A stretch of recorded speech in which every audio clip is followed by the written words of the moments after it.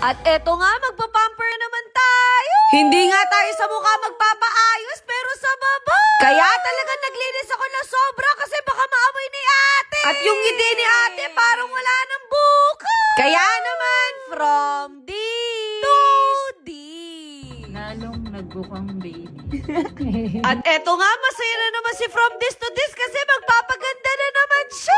Eh kasi naman kung gaano kadami yung tanim namin, ganun din kadami yung ano ko. Hoy, ano yan? Halos isang buwan pala akong hindi nakakapag-pamper sa sobrang busy. Kaya pagbigyan niyo ako ngayong araw na to. Naalala ko na naman tuloy nung college ako, wala talaga ako self-love sa sarili ko. Pakiramdam ko kapag nakilala niyo ako ng panahon na yun, halata talagang wala pa akong budget. Tapos etong mga ganitong kape noon, namamahalan na ako. Kumbaga pang 3-in-1 pa lang tayo noon. Kaya thankful talaga ako sa na-achieve ko ngayon kasi alam ko pinaghirapan ko.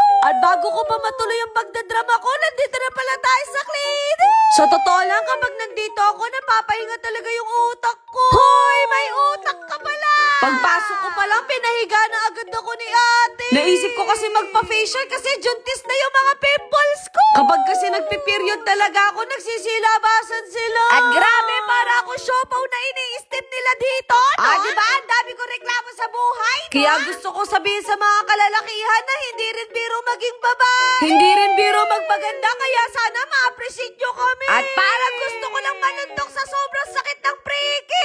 Wala din kasi talaga akong choice kundi gawin to. Para talaga maalis na yung chismis natin sa mukha. Ewan ko na lang talaga kung hindi pa matatakot yung tigyawat ko, no? Nako, sulitin mo na yan kasi mamaya sa baba naman tayo. Kinover na nga yung mata ko dito kasi baka masaktan daw ako, no? Lahat ng treatments na ginawa sa akin, pampabilis mawala ng tigyawat. Kaya pina-inject ko na rin para mabilis mag-dry, no? Kaya iba din talaga kapag may nag-aalaga sa'yo. At sana sa susunod, ikaw na mag-alaga sa akin. Hoy, puro ka talaga kalokohan. Ang next treatment na gagawin naman nila sa akin, itong hair removal. Sobrang happy ko nga kasi wala na talagang natubo na buhok sa akin. At grabe nila napaganda at napakinis yung kilikili ko.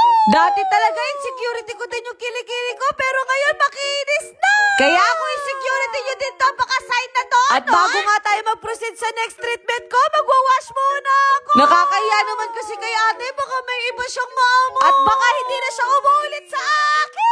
Kaya naman kinakabahan na naman ako. Hoy, Erika, ilang beses mo na yung ginawa. Naalala ko tuloy nung first time ko tong ginawa, nagtagal talaga kami sa sobrang hiya ko. At talaga ni-request ko na isang tao lang ang gumagawa sa akin, no? May kasama na din pala tong hair removal at whitening. Kaya yung dati kong maitim na singit, talagang napaputi nila. Kaya sa magiging future husband ko dyan, good luck sa'yo. Hoy, wag muna. Sinasabi ko talaga sa'yo, marami ka pang obligasyon. Yung sa laser na to, hindi lang niya mapapaputi, kundi mapapasmooth niya din. Lalong nagbukang baby.